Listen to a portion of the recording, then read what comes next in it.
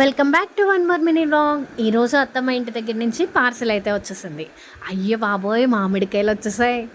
Last time ఇక్కడ mangoes తీసుకుంటే 1 month తర్వాత టేస్టీగా ఉంటాయని చెప్పి మ్యాంగోస్ 700 పెట్టి కొన్నాను. అది కూడా మహా అయితే 4-5 వచ్చాయి మ్యాంగోస్ అయితే.